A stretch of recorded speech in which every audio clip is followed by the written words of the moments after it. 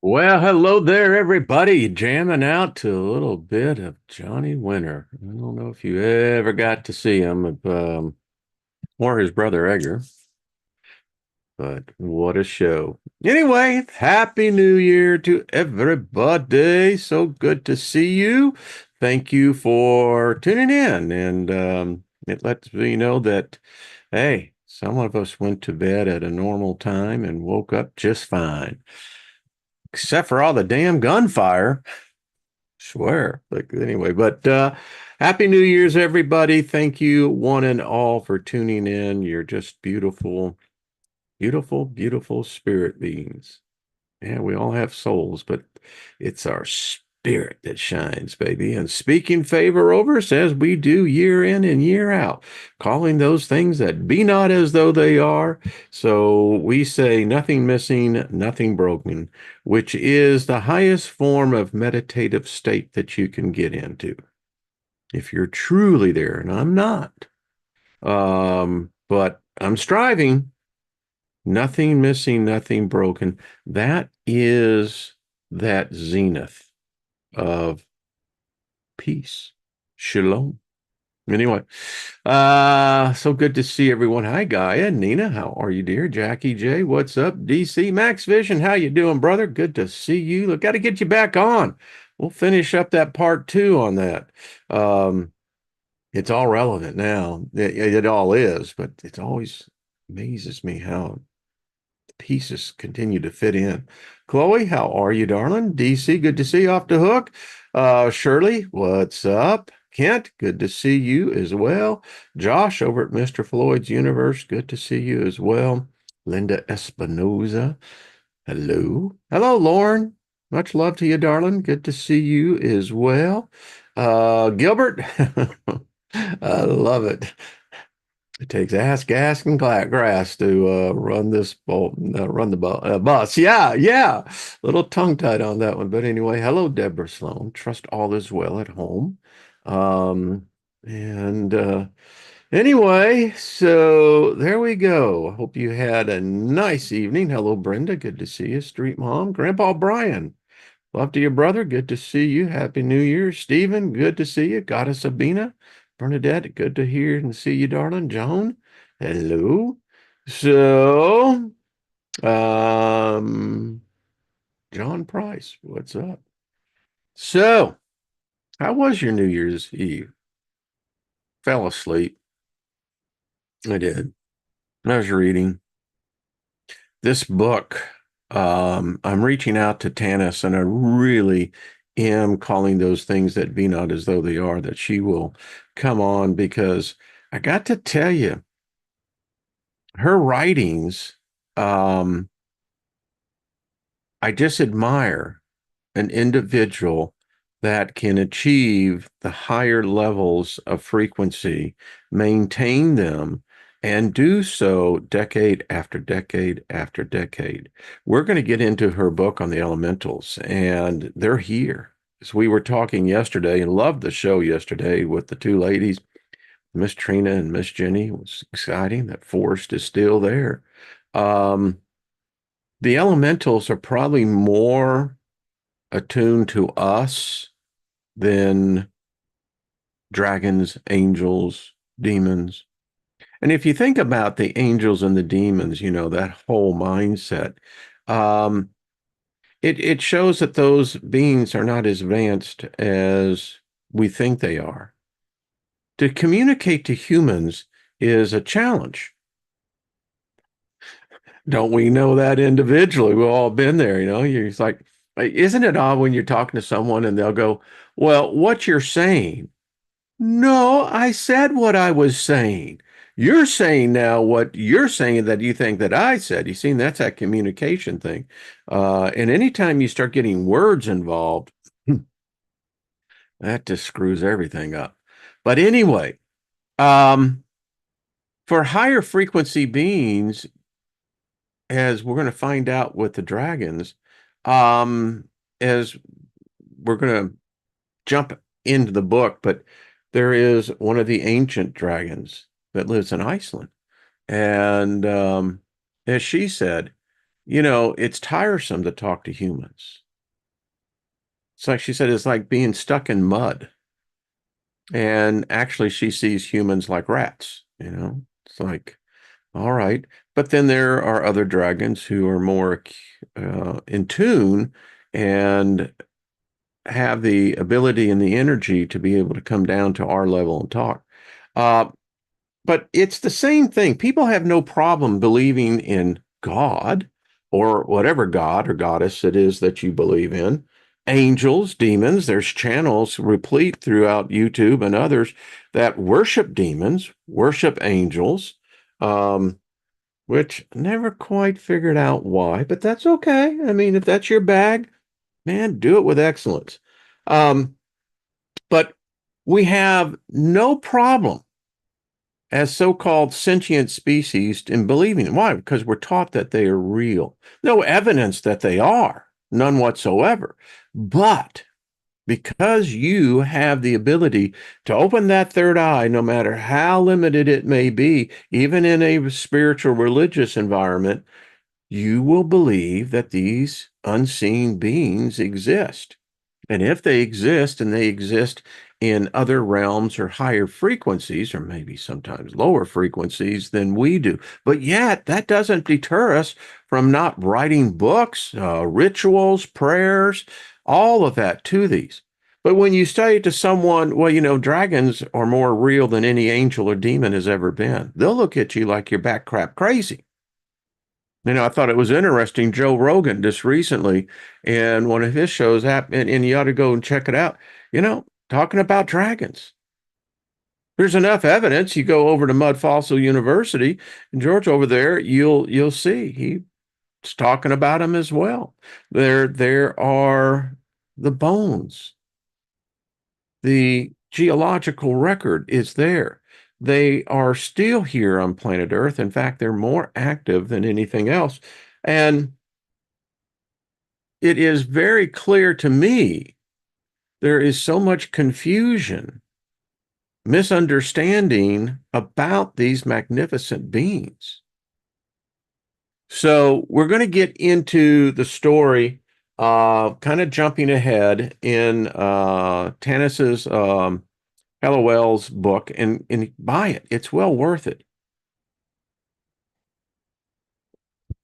It's a it's like a reference encyclopedia, you know. I can tell you this through her writings, um, and what energy that it's in it. Her words become alive, and with that, it opens those doorways to where a dragon may never talk to you. You may never talk to a dragon, but if you are in that place where they are at, the odds of one actually coming and talking to you is far greater than the vast majority of humanity. Dragons have been here before we were here. They know about us. And all religions, all myths, stories about these creatures are in fact true. And I just want to say to Tanis as well, because I really am believing that she'll come on here, is that I'm so grateful and appreciative for her willing to take this project on and to instruct a initiate like myself, a true newbie. I thought I had an understanding, I had a yearning, and now it's making sense. Um, Appears that there has been probably a dragon much more involved in Imwa's life than what one would have think or thought. So Tanis has been able to open the doors, and just by now being aware of these creatures, how they think, where they live, how they get here, has been a fascinating journey, one that I have immensely enjoyed. So let's get right into it. We're going to pick up way into the book. Just to give you a little background on this. So Tanis was in France, where at the ashram with Priya, and that's where she met this dragon. Now, can't pronounce its name, but she gave it the nickname Jake. And Jake has been uh, adding to her understanding about dragons, character, while they're here, humans, how this all plays in the role of the continuing evolution of many different species, including Gaia, planet Earth, and how Gaia and the dragons have this deep symbiotic relationship. And it's quite fascinating that it goes before we were here. So anyway, she has a friend, Christopher, who lives in Germany. And when she went there to his property in Germany, Jake was there as well. Now, the thing about it is, Tanis lives in Canada. So the story goes, when she's first introduced to Jake, and there's approximately a year or more that eclipse from that first initial meeting to where she is now. So she was in her home in Canada and suddenly heard very commanding, "Come to Iceland." And we're going to pick up in the story because her and her friend Christopher are now in Iceland. And folks, it is the land of ice and fire, but it is the land of dragons. Many dragons live there. And so Tanis is following this request, almost a command. And so they are now in Iceland, and she's been inquiring of the local people about their beliefs in dragon. Well, Icelanders really do believe in trolls. They're very well versed with that, and other similar beings, but not many with dragons. However, as you would discover, dragons have been a part of Iceland from way, way back when. So anyway, I want to pick up in the story where we are now. She said, following day, after consulting with their maps, Christopher and I set off driving along the south coast where we visit cascading waterfalls, turquoise glaciers, and ever-changing vistas. I was having a good time touring that I was almost disappointed that 3 days later, near Sagar, I heard a dragon telepathically say, "Stop besides that glacier on the left." Christopher stopped the car where the dragon indicated, and we got out. The wind was brutal, gale force, and howling. If you've ever watched some of the videos of the eruptions in Iceland, there ain't nothing up there to stop the wind, as they would say. She said, I tried to walk to the glacier, but I literally couldn't move forward. Fortunately, Christopher, which is a stocky guy, he was able to physically anchor me to the ground as I struggled to where the dragon wanted me. Christopher put me behind a small boulder that offered some protection and withdrew to guard my privacy. Crouched behind the boulder and the wind wailing around me, I hunkered down to wait. I wasn't pleased with the dragon's timing, and my hands were frozen by the time I saw the dragon approaching. Buffeted by the wind, the scales on his back were raised and the crest on his head was blown back. Squinting his eyes to keep out the wind, he happily tossed his head, showing that he, unlike me, loved wild weather. The dragon was smaller and younger than I had anticipated, given the strength of the sanding that I had originally received to come to Iceland. He was indigo in color like Jake, which made me wonder if they knew each other. I'm not the one who called you, the young dragon said in a way of greetings. And there's Jake's full name. Jake Lewis Condenavon told me you'd be in Iceland, so I decided to meet you. Later, you'll meet the old dragon, the wise protector who sent you the message. The young male dragon hesitated and stuttered as he spoke, and I realized he was lonely, a word I wouldn't usually associate with a dragon. I attempted to keep my perceptions of his loneliness private, for I didn't wish to insult him. Dragons can be prickly. Not having spoken with a human before and not picking up on my thoughts, he launched into an explanation of what he was doing in Iceland. We dragons have been involved in helping to form Iceland, he said, choosing the topic he wished to discuss. He might enjoy speaking with a human, I thought, so I might as well get him used to my questions right from the beginning. How are you doing that? I asked, attempting to engage him in discussion. We're involved in helping to create volcanoes and to help the Earth, Gaia, let off steam. I never knew that dragons might stutter, and I wondered if his stuttering had anything to do with why a relatively young dragon would be in Iceland instead of his world. I clamped down hard on my outgoing thoughts and was successful in keeping this idea private too. We dragons are making a bridge between the newest Earth that wants to be born here and the older Earth on the other continents. The rainbows you see daily in Iceland are making a rainbow bridge to the new Earth. Isn't that odd? Just 2 months ago, 3 months ago, we were talking about the rainbow bridge. Hmm. How exactly are dragons building the bridge? I asked. Isn't it obvious? He answered. As he spoke, he shuffled from foot to foot in nervousness, and I could tell he was struggling with how to effectively communicate with a human.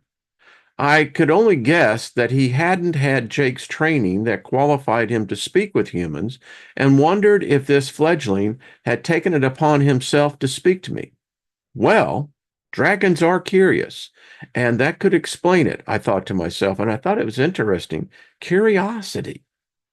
You see it in the animal kingdom. Dogs, cats, other animals have this natural curiosity, and apparently other beings of other nature and species do as well. Making a decision, the young indigo dragon continued. Dragons can work with all elements: earth, air, fire, and water. Here, there is very rough wind that we are experiencing right now. That's the air. Also, Iceland has rough, freezing seas near the Arctic Circle with dramatic waterfalls tumbling off the glaciers. That's the water. At the same time, there are active volcanoes spewing fire that emerges from the earth. Iceland is a land of extreme, and people live here with extreme elements. This is what the new Earth will be like. Okay, I granted, but I'm still unclear about what this has to do with you and perhaps other dragons. She says, I wasn't trying to increase his insecurities, but I did want to understand his message. Dragons are helping the Earth Gaia to rebirth itself, he replied, sounding a bit disconcerted by my lack of understanding. We work in Iceland with the volcanoes and the shifting of the tectonic plates. For us, the shifting of the plates is like cracking the egg of a little chicken so it can hatch. We helped to hatch Gaia. The Eurasian plate meets the North American plate in Iceland, and this place is the crossroads within the earth. This land is a sacred land for the dragons. In many ways, the dragon world of higher frequency is a tamed environment for us. In Iceland, we like the drama, the newness, the spontaneity, the uncensored. This is all I wanted to say to you. Thanks for your explanation, she said. I appreciate it. She said she tried to assure him that he had done a good job, and as I certainly didn't want to worsen his lack of confidence, the young male didn't leave. Instead, he huffed and cleared his throat and looked uncertain as to how to proceed. Finally, he asked, actually, I have a request. Of course, what is it? My effort to assure him appeared to work as he nodded and said, could you give me a nickname like Jake? Who would have the thought that human nicknames would be so popular with dragons? Turning into his vibration, I listened for what word fit his shy, self-efficienting presence. Harold, I said. Your nickname is Harold. I love it, Harold. I'll tell Jake, he replied, grinning, and disappeared. I was tickled to have found something that humans could do to please dragons, but so far I'd only spoken with young dragons. I didn't think the powerful old dragon who had called me to Iceland would be happy to receive a nickname. A few days later, I found out, but I first had to meet Sebastian. Sebastian was a cultural anthropologist working in the visitor center near where I met the young indigo dragon. When I asked him if he knew any old tales of dragons in Iceland, he smiled, reached in his pocket, and pulled out an Icelandic coin to show me.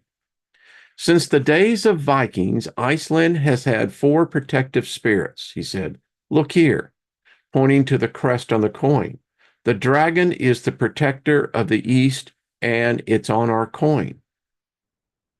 Taking the coin from his hand, I looked closely. Sure enough, a dragon was on the Icelandic crest, leaving Sebastian, Christopher, and I to continue on our journey, and a thought nagged me at.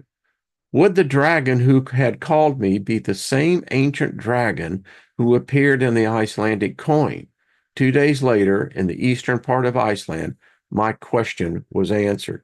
So she gets there, and they're climbing this mountain. And then all of a sudden, as she looks, she says, and a massive ruby red dragon watched me approach.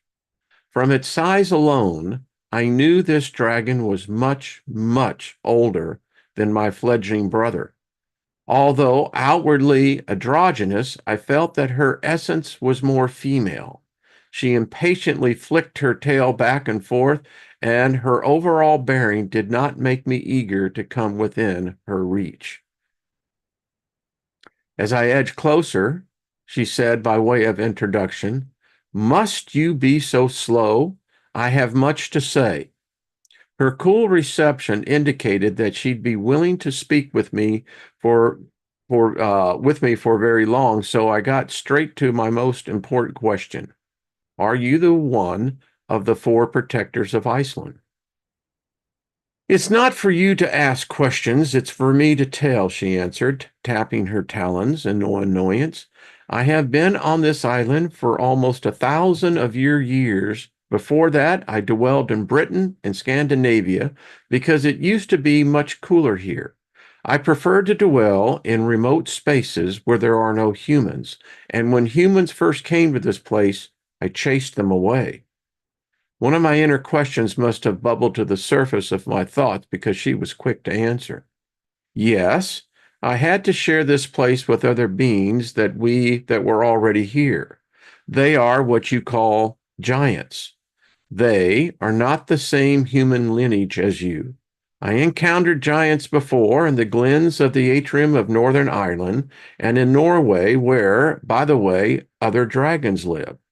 The little people were also there, the trolls, and even the smaller ones. The hidden people, the gnomes, you say, are quite friendly to humans, but not to trolls. They and the giants prefer more remote valleys deeper in the mountains. They were here before the humans came. The power emanating from her was immense, and from her tone, I sensed her distaste for humans. She was not friendly like Jake and Harold, and I felt dwarfed and fearful of her presence. Humans for me are like rats to you, she said, picking up on my thoughts. Yes, of course I can read your mind. Dragons grow in power as they age, and our ruby lineage has especially strong energy. I know you're writing a book with an indigo fledgling. I am the first old one that you have met. What I've seen and know are very different from anything a fledgling could tell you. Her simple words were layered with stacks of meanings. She was ancient compared with my dragon brother, and she thought that she should feel honored by her willingness to speak to me. At the same time, she knew it was her duty, her responsibility to communicate with this insignificant human, even though she didn't want to be bothered, hence her impatience from which she made no effort to spare me. Why did I come to Earth, you ask? I have been here many thousands of years. I came to your world when there were many earthquakes, volcanoes, and earth changes before the time you refer to as Atlantis.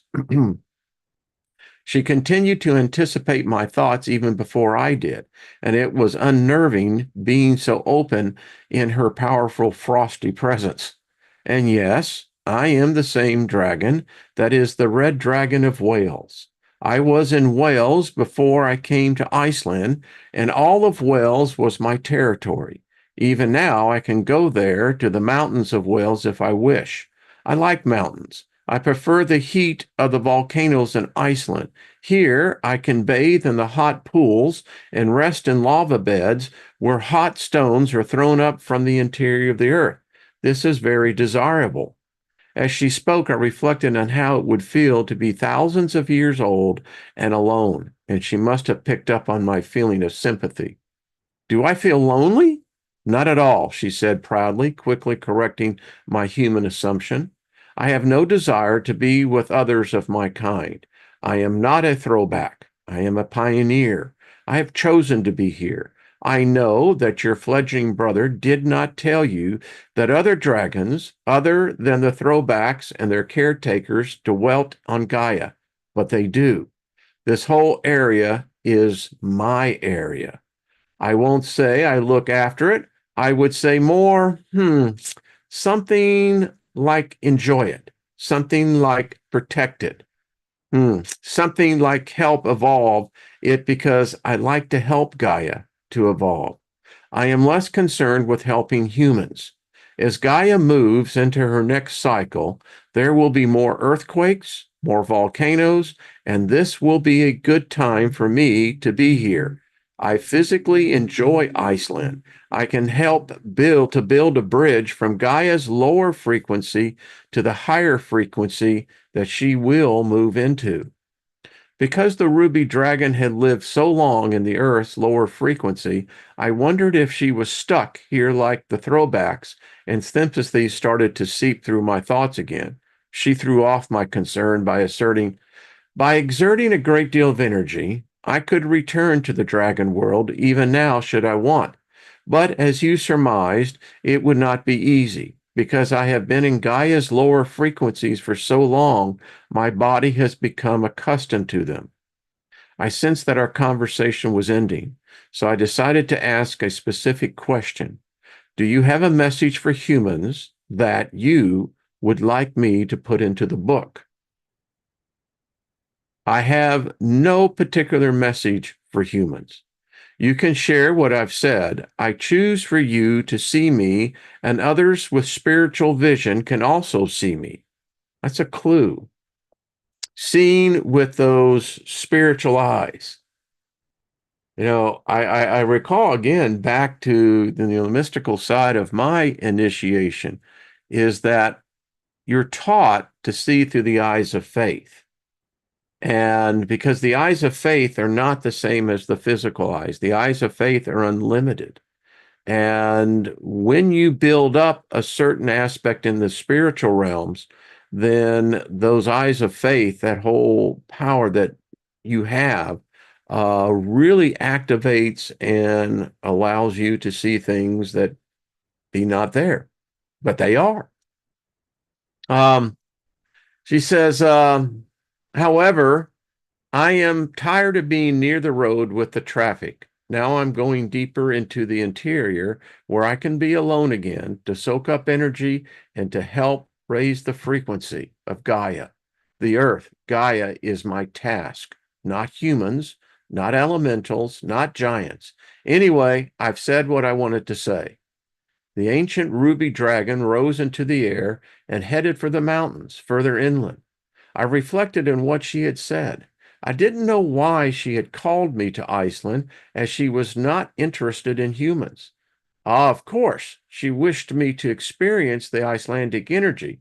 It, like her, was a powerful transformative force, and somehow I understood that her red color had to do with raw energy, and that her energy was needed in the transformation process of Earth. It wasn't just her strength that came with age, but her color was significant. Later, when I visited the dragon world, I learned more about the importance of her red ruby color, However, at that moment, I understood that she and Iceland are both involved in catalyzing my energy to make me a better vessel to write about the births of the new earth. And that was important to her. I felt the time approaching when I would be able to visit the dragon world to learn more about their environment, evolution, and lineages.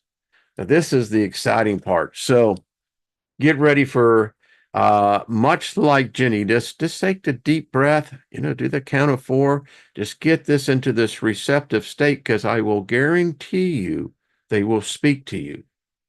I can assure you, you will begin to see within your mind's eye their world. This what makes it exciting. Two dragon evolutions. I dreamed. I found myself in a large cave with a small woman.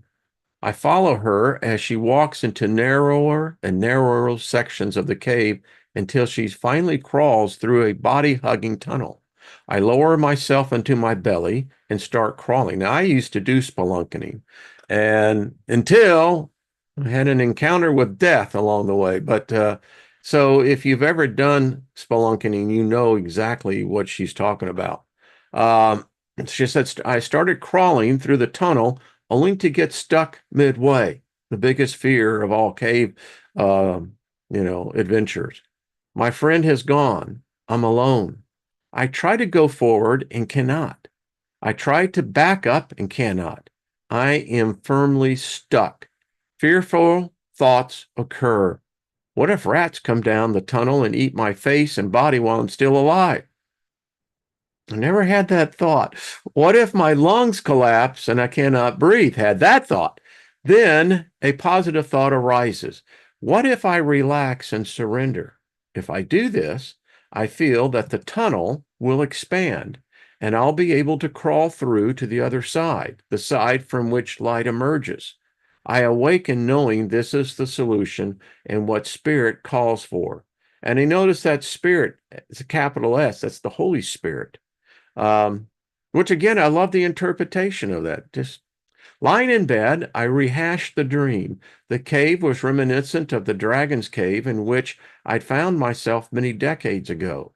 Furthermore, my dragon brother had been encouraging me to listen, to lighten my frequency so I could visit his homeworld. I sensed that the smaller, lighter woman whom I'd follow had aided in his recommendation, and that by surrendering to the process, I would be able to go to the dragon world. Such a powerful dream indicated that it was time to speak with Jake again. Several months had eclipsed since our last conversation in Germany, and now that I was back in Canada, I needed to find an ideal place that he'd like for our talks. After dressing, I walked around my property to discover where he'd be comfortable. I sat on a love seat, embraced by honeysuckle cascading down from the arbor. I looked out over the ocean and was about to contact Jake when the child next door began to wail and didn't stop. Getting up, I walked to the other side of the property, only to find the neighbors discussing plans for the day. Moving, I sought out the shade of my meditation garden and once again sat down. Close your eyes, breathe deeply, and center yourself, I heard Jake say inside my mind. Doing as instructed, inner peace became my ally, and I glimpsed him patiently awaiting me. Finally, he cleared his throat and said, although it has been 2 months in your time, it's only been a few days in mine since we last met. There's no rush. All proceeds according to plan. It's not easy for you to hear us with your computer, your life, the travel distracting you. Speaking of traveling, you met my indigo friend in Iceland. I opened my mouth to talk about Harold, but typical of Jake, and not waiting for my response, he launched into a topic for which I was unprepared. We dragons are travelers too. We love to travel not only in our world, but to all worlds. This is why we learned to fly. We weren't always flyers, you know. Oh, I see. I didn't know. Here, I'll show you. He sent me a clear holographic image of an original dragons, and I found myself teleported and immersed in time. Yes, yes. Originally, we were creatures of the sea. He continued with enthusiasm, if my joining him in that early world was the most natural occurrence. As you see, we use what we are now our wings as kind of flipper with which to steer. This is why we are so comfortable in the water and why many of your human myths speak about us being in water. Our dragon world has beautiful, wonderful scenes in the ocean, and we explored its depths. Even now, we love to bathe in the shallows and soak up the sun. This is a favorite pastime of ours. I was dragged at lightning speed from one scene to another as he spoke. I was his eyes, seeing what he saw, knowing what he knew. Just getting used to the water existence, I was yanked forward by his next words. Happening to you. Yet, after we explored the great depths of the sea, we became bored and decided to poke our heads into the air.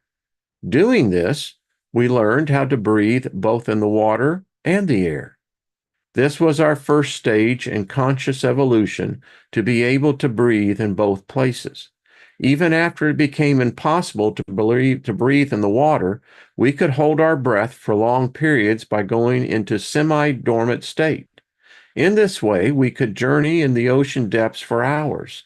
There are underwater caves where we could rest, and we found the darkness very appealing.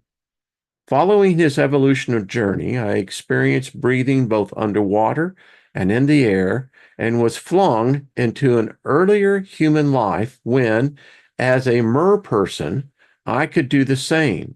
Jake gave me no time to enjoy my own experience and snatched me back to the study to study me. And we're going to get into the persons, mermaids, mermales. Apparently, they have their own world and they kind of like the dragons here as well. Jake said, when I'm sharing this part of our dragon mythology, staring at me with his penetrating golden eyes, this is the way we learned and shared information.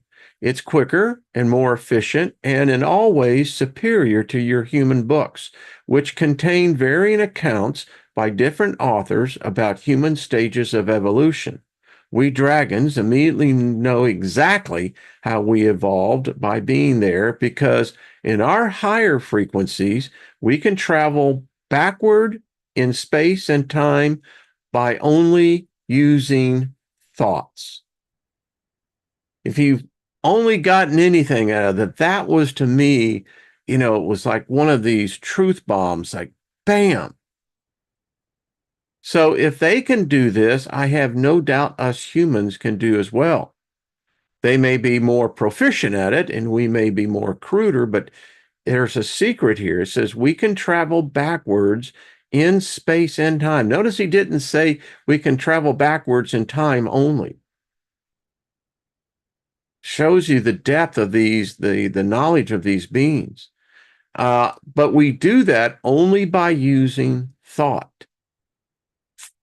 I think, therefore I am, huh? Wow. His explanation allowed me to stabilize and accommodate myself to his teaching method. Knowing he intended to continue this way of instructing me, I slowed him down and asked a question. I'm interested to hear more about your first stage of evolution. For example, what did you eat? At that time, we lived on the creatures of the sea, much as you live on animals and plants. This was our animal stage in evolution. But our curiosity brought us to the surface of the oceans. We saw land and were curious about it. Dragons have always had strong minds, and we made our bodies grow legs to be able to walk on land. This was our next stage of evolution to create legs by thought. And in my background in spiritual training, I mean, I'm sitting here going, this is like reading their book, his words. It's like, that's exactly, yeah. Through his words and images, I was catapulted back in time and saw dragons crawling onto land and, second by second, growing stronger legs until they could stand. I became dizzy moving at such accelerated speed through dragon evolution, and hoping to slow the process, I asked a question. Human myth states that Asian dragons had two front and two back legs, I ventured, whereas sometimes the dragons in Western Europe only had two back legs. Why is this? I hope to speak of this at a later time, yet you have the habit of anticipating me, Jake said, pulling himself up to his full height. There are two kinds of dragons because we evolved in two different directions. This split is similar to when your dolphins and whales decided to leave the land-based existence to become people of the sea. Now, isn't it odd that this dragon is telling us that dolphins and whales are people? You know, when Lynn and I got married in Hawaii, we took one of the catamaran trips out into the ocean, and it was so freaking cool that you could go out on one of the catamarans because the dolphins were everywhere. It was just cool, and the whale. So anyway, I digress, but I thought it was interesting. Our two dragon nations separated, and we ultimately moved to different frequencies.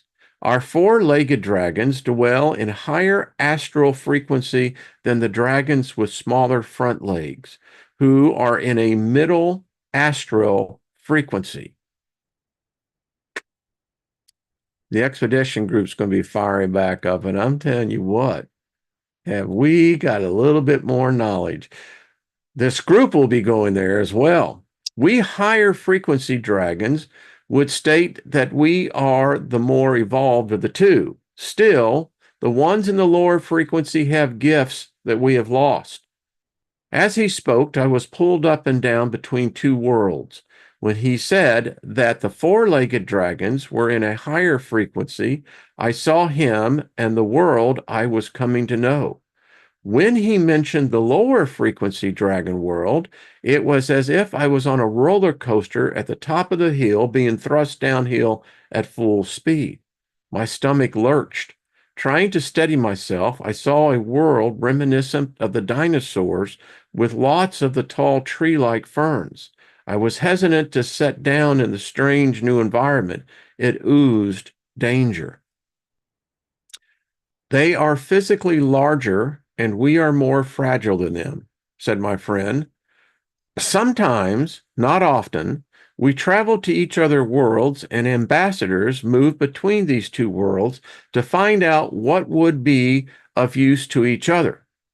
For example, we higher frequency dragons frequently obtain raw minerals and crystals from them that we need to renew our energy sources, and they receive back these charged, energized crystals from us.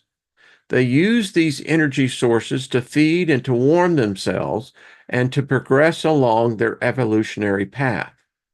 Images of large, heavily muscled dragons digging up crystals and minerals with small front legs sprang to mind to be replaced by smaller, leaner, and altogether more delicate dragons like Jake. Viewing that these contrasting energy images made me happy I was dealing with the latter version. Do the two kinds of dragons ever mate? I asked, wondering how this would happen and eager to hear about the mating rituals.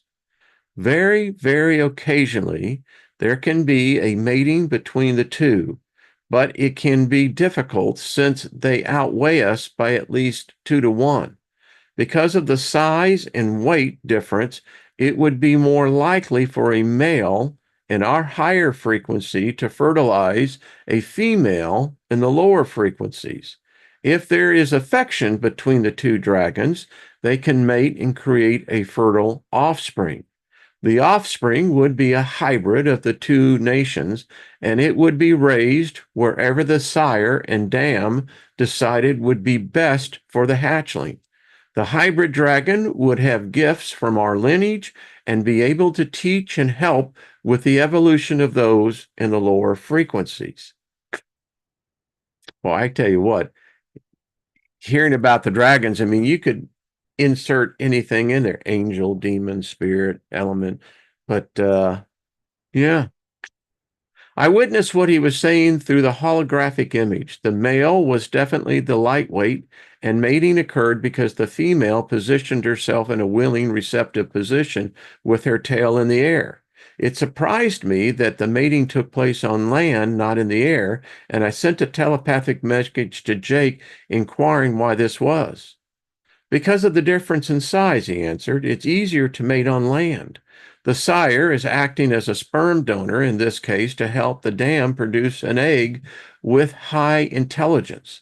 They are not urged by hormones, but by desire to raise the frequency of the lower frequency dragons.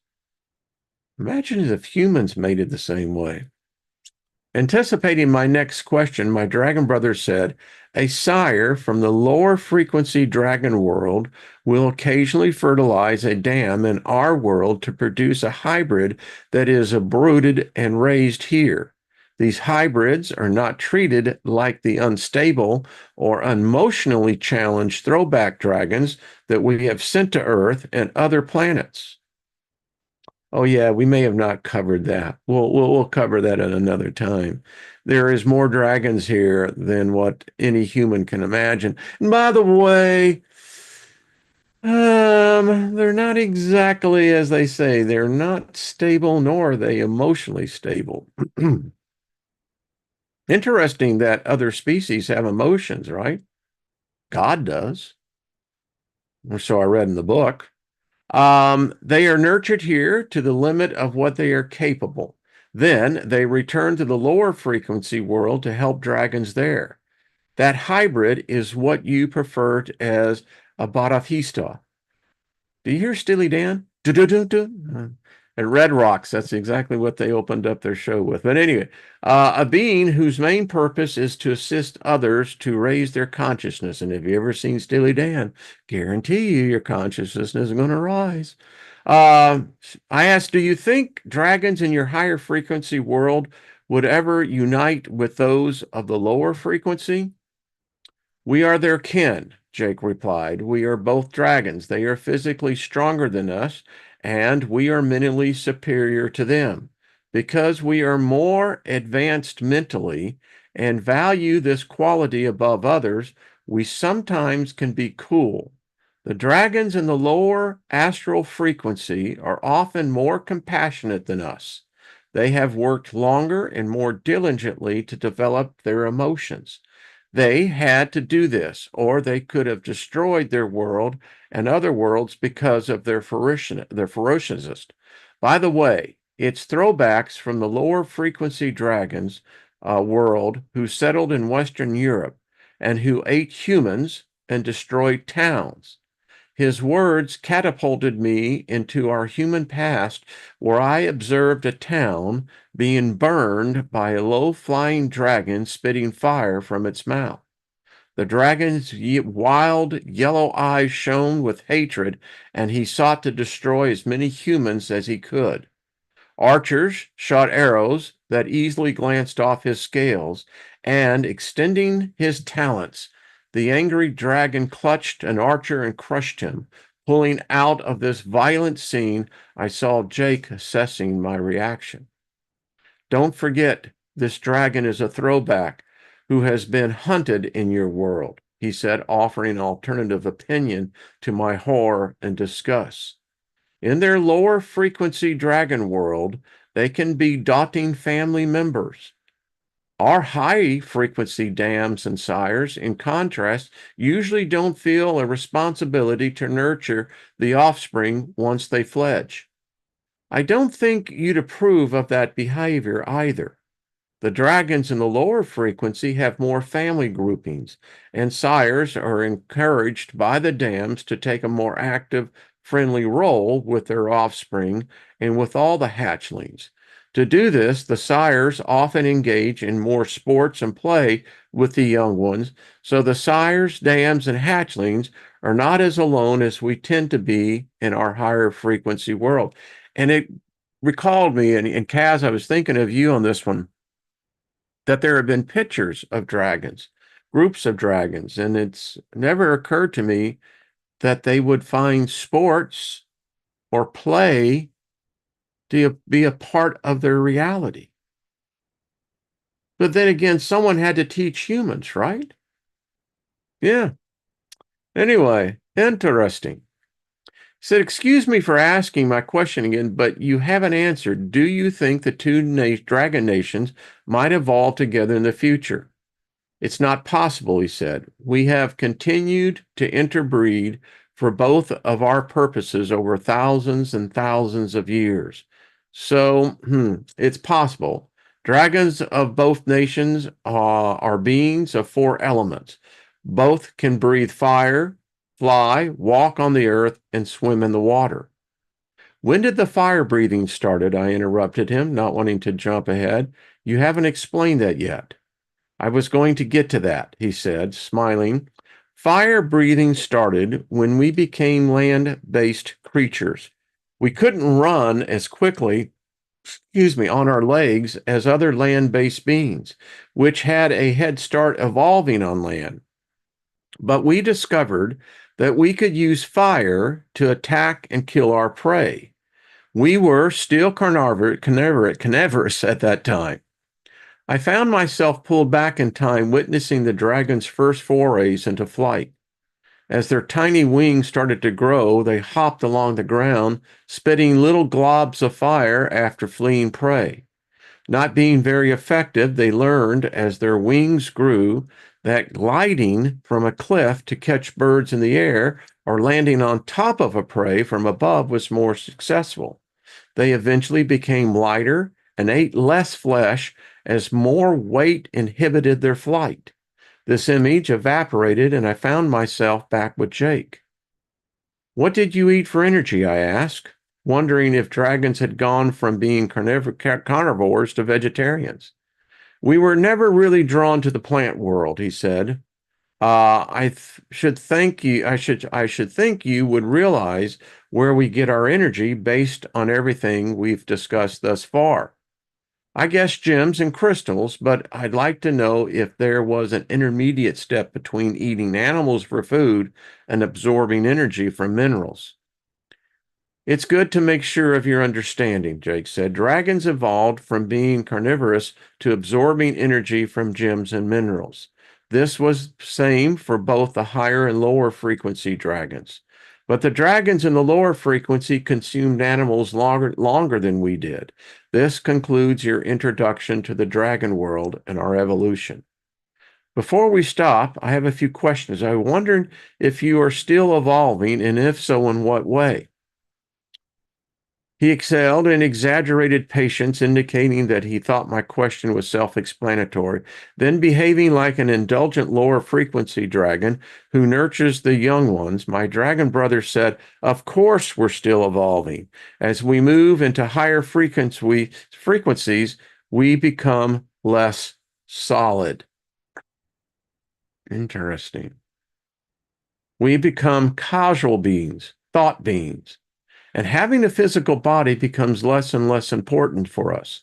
We live by uniting with the source of all, as I've said, and the source of all is our energy source. The dragons in the lower frequency, on the other hand, are still learning how to use minerals for energy. In fact, when we were deciding who would write about the dragon world, it was difficult to determine if it was better to ask a dragon in the lower frequency world to speak with you. Why was that? I asked, disappointed that I'd almost been rejected. Simultaneously, I was relieved that I hadn't ended up with a larger, more ferocious one. Choosing who should speak with you was difficult because it would be easier for you to access the middle astral frequency in which the lower frequency dragons dwell, as their world is closer to that of your Earth than our higher astral worlds. The fact that you were brooded by our mother and that I am your nest sibling was the deciding point that led us to believe we would be able to bring you to our higher frequency to teach you about the dragon world. Also, the lower frequency dragons have less interest in speaking with humans than we do. Because, I inquired, they have a more difficult past with humans since you and they hunted each other. They might feel more antagonistic towards you and you towards them. Therefore, although they are more emotionally based like humans, it would not have been very beneficial meeting for either of you. That is enough for the day. So, and as I see, wow, the time is really gone. So, what happens here, and I thought what Tanis has to say as she finishes out this chapter is interesting. It says, after he left, I realized I was of two minds. One part of me contemplated my good fortune that he and his mother had welcomed me into their world, and there we go. And at the same time, I began to wonder if it would be beneficial to speak with dragons who lived in the lower astral frequency. The more I considered this possibility, the more important this idea became in my mind. It wouldn't let me go. After all, didn't those dragons deserve to be represented in the dragon tale? I still hope that our brood mother and sire would speak to me, but now I would have to include the lower frequency dragons in the list of conversations I wanted. So we're getting near the end of this, and so we'll pick up on this later. But she goes into the crystal cave, and what I'll just give you a little clarity. The whole conversation that we just read with her and Jake never took place on her property in Canada. She was, in fact, in the dragon world and did not realize it. And you discovered that they had to do it that way in order for her to not freak out. I dare say that if any of us were to be drawn into the dragon world, probably would freak us out. Much like the first time, if you were ever dragged into, the lower frequency beings, angels, demons, they live in, apparently a very weird place. So, pretty cool, eh? I tell you. And I think as we get into her other book, actually, there's two other books that we already started with. The one briefly, I was using it as a reference points for hybrids. We're all hybrids, and we know this now. This has scientifically been proven. We know that not all humans are humans. Listen, the portals have been opened, the veils have been rent. We got more humans that are soulless today. They have no feeling, they have no remorse, they have no empathy at all. They're empty, they're devoid. I don't know if they even have a soul. These are soulless human beings. They walk among us, and unfortunately, they're flooding in. Now, I think that many of us who become accustomed to these higher realms in whatever practice of meditation modality that you use, you're well versed with that. Many are already channeling. We do that. And it's like these patient beings that have been here. They don't intrude, they wait. You have to invite them. And it's not always, you can't be assured that they will always accept your invitation. But I have a sense that there is a detente between the two species here. And just because they don't manifest physically, they can and they do. But in a state of being, here's the reality, my friends. You, me, this is an illusion, this body. We occupy a space in the higher frequencies where we really don't need these bodies. We use these avatars to give us a presence in this realm, but if we can get back to the garden, so to speak, yeah. And that's why I always look back in my religious training was that, again, I'm so grateful I wasn't mainline denominations, that were just cold, dead, boring. They have a dogma, but their theology is dead is dead. But if you got in the active side, the weirdness side, the mystical side of that belief system, holy crap, it changes you, and it will change you forever, as all of us, many of us are. And so it's not a reach for me to begin to see that world. If I close my eyes, and I'm doing it more and more, it is an active world, and it's a different world than this world, which tells me that we all have the ability to travel out there. Hello, Dr. Timothy Leary, right? Okay, everybody. I hope you've had fun on this one. I have. I won't be here tomorrow. I'm getting the stitches out of my hand. So I'll be back on Friday. But I and I actually wasn't even going to do a show today, but reading this, I get up early in the morning, and it's a great time of meditation. It's a great time to reorient myself back into this reality, into this realm. And as I was reading this, it just occurred to me that if this was revelation knowledge to me, it had to be to others. And whether you believe or don't believe, that's not the point, is that it opened another dialogue of potential possibility. I mean, Tanis was the one, and she's got she's got books. So her credibility is not a stretch for me. And the veracity of her words are substantiated and sustained by the depthness of the knowledge.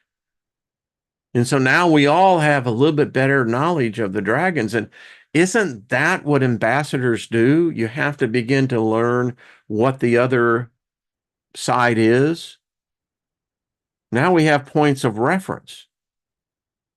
And before we get done with this, we'll have a much, much better idea of these magnificent beings. And I really do believe that they're listening in. I mean, if you think that there are spirits, of which there are, they're everywhere. The higher frequency that we put ourselves just by reading the words, and how it calms us and how it opens up our minds to the possibility of the potentiality, that is the first step. It's the knock on the door. And I was taught the ask principle. Ask and it will be given. Seek and you shall find. Knock and it will be open to you. It's a three-pointed principle in success and sales. Where the hell did they take that from? Well, exactly. So, Bonnie, you're right. We are spirits. It's exactly what we are. And we have the occupation of these bodies, but it doesn't limit us. I got that third eye, baby. That's all I got to say. Winking at all of you, right? All right, Paul Joe, thank you. Yeah, so am I. It's I'm ready to get these stitches out. They're bugging me, man. Uh, Mechanic says I love learning new things. So do I. It means you're growing. We never stop here. We just don't. We continue to find it. JK said, interstellar tunnel found connecting to our solar system. I believe that. Ginger? Indeed. Thank you, darling. Absolutely. And we'll certainly have fun with this. So, all right, everybody. I'm going to go watch a little football, see what Texas does with Arizona State. And so enjoy the holiday, the rest of the day. And like I said, won't be here tomorrow, but we'll pick up on Friday for sure. So much love, everybody. Peace in 2025. And may our adventures as a group grow, intensify, and become more real than the air that we think we're breathing. I mean, isn't that what Morpheus said to Neo? Is that air that you're breathing? All right, everybody. Much love to you and Happy New Year, everyone. Until we meet